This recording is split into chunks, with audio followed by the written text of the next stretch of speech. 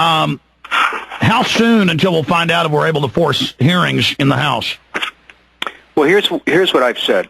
We need to start making calls, and all next week we need to be calling members of Congress and encouraging them to sign on, and also encouraging them to ask for hearings in Judiciary.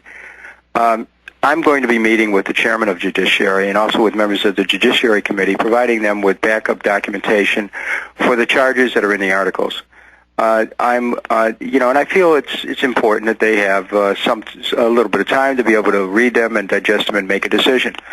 I've made it clear, though, that in the face of statements by the House leadership that this thing is dead on arrival, that unlike other resolutions where, in fact, if you introduce a bill and it goes to committee, they don't hold hearings, it is dead, a privilege resolution is one that you can bring back again. So I've made it very clear, if there's no action within 30 days, I will come back with 60 articles of impeachment and stand on the House floor for 8 hours and read them, and so that the nation can once again hear what's going on. Congressman, I could never imagine reading these 35 articles of impeachment a more provable case. I mean, in their own memos, their own executive orders, their own Pentagon battle plans, this fake newscast, paying for fake media, agents of influence. I mean, here's an example. This morning I ran across a story that I'd forgotten about from a few months ago, London Guardian, Associated Press, where John McCain went to a fundraiser in London, raised hundreds of thousands of dollars, admitted it was illegal. There's no debating. Each count is a felony. And then he just said, so what? I mean, that's just another example of the government on every level is just going completely lawless. What has happened? It's like a... Well, let me tell you, people who are U.S. expatriates, people who live in another country but are citizens of the United States, can contribute to the campaign of a federal candidate. But they admitted these weren't U.S. citizens or expatriates. Well, that's a whole different deal. I mean, I don't know. This is the first I've heard of it. That was the Rothschild meeting, yes.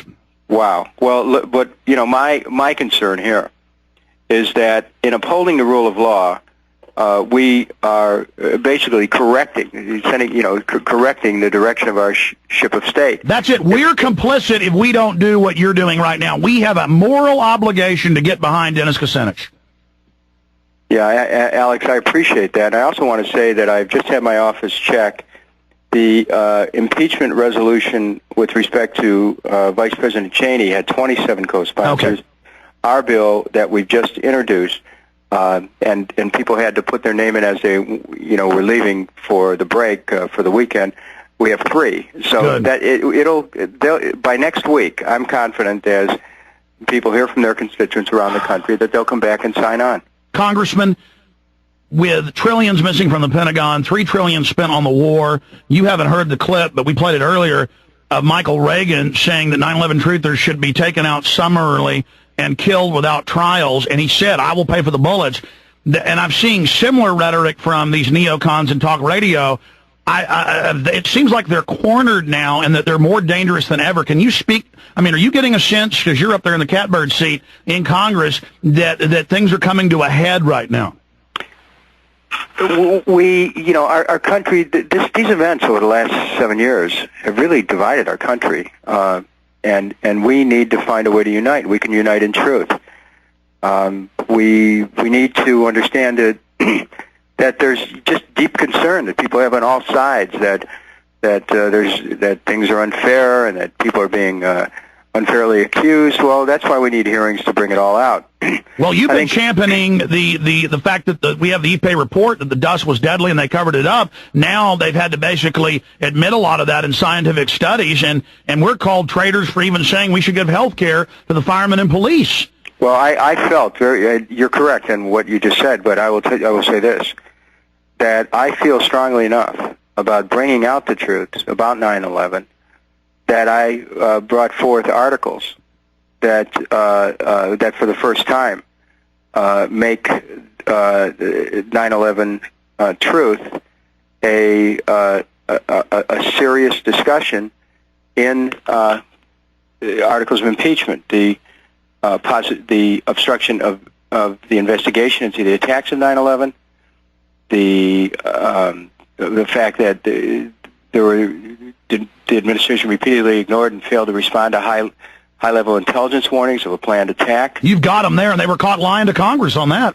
Yeah, and the fact that the 9/11, those who responded to 9/11, were not told of the dangers to their health, and so they were encouraged to go forward without providing adequate protection. And that's an article as well, endangering the health of 9/11 first responders. So, Congressman, shifting gears, we don't have a lot of time with you because you just got the next segment. I know you're a confident, manly guy. You don't like to talk about issues like this, but we know that we've had a lot of suspicious planes blowing up, people committing suicide, people falling downstairs, who expose different crime syndicates during Iran-Contra, during this administration, during other administrations. Are you worried about your safety bringing out impeachment now against Cheney and Bush? Can you speak to that? In the 23rd Psalm, which is always worth reading, it says, "Though I walk through the valley of shadows, I will fear no evil, for thou art with me." And I think we have to have confidence that there's a spiritual dimension in life, which is always, that we always move in. And when we do that, it's like whatever the will of that spiritual dimension is. Some call it God, and I'll call it God. Whatever the will of God is something that whatever will be. But I don't worry about that. I never worry about it. Congressman, I'm getting from you that you're committed, that you're just going to do your duty, and the consequences belong to God. I think that we are here on this planet to do the work of God. Now some people will talk about it in a spiritual sense. Others will say we're aligning with a higher purpose. Well, however you want to describe it, I think that we're here for a higher purpose, and so I try to live that. And each of us has an opportunity to do it every day in the work that we do. All right, final segment with Congressman Kucinich. We salute him. We want to support his impeachment. Go learn the 35 articles. Learn what is documented and what's happening. Just amazing the courage he's got. And we were talking during the break just about how he's committed, and that's just the end of it. We got about 4 minutes. Anything else you think's key that people should know, Congressman? That we're in a period where we need to reclaim our country, and that we cannot put on hold domestic law, international law, or constitutional law. There's no logical explanation for this impeachment being put on the table or put off the table. This impeachment process can be very good for our country and kind of recalibrating our moral compass and helping to educate people as to what's going on and bringing about a consciousness shift that aligns us again with our basic principles upon which this country was founded. We have to break this Washington mindset of insularity and unaccountability and reach out and reconnect with each other and with people all over the globe. And this isn't about Democrat or Republican. It's not about right or left. It's about the truth, and the truth doesn't have a political party.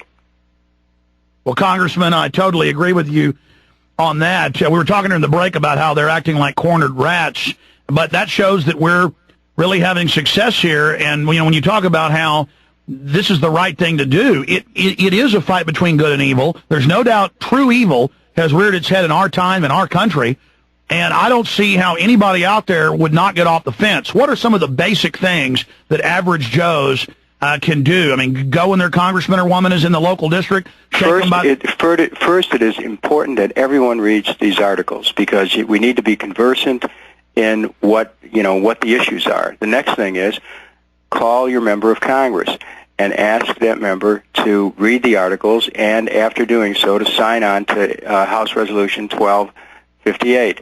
And then encourage also the hearings in judiciary. Now, I have said, people have said, well, this thing, they're not going to hold any hearings. This thing is a dead deal. I have said that I'll be back with 60 articles in a month if they don't hold any hearings.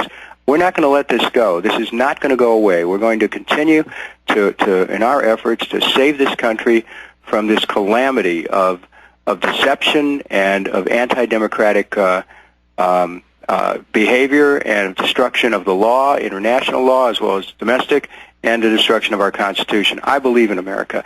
I love this country. I do too.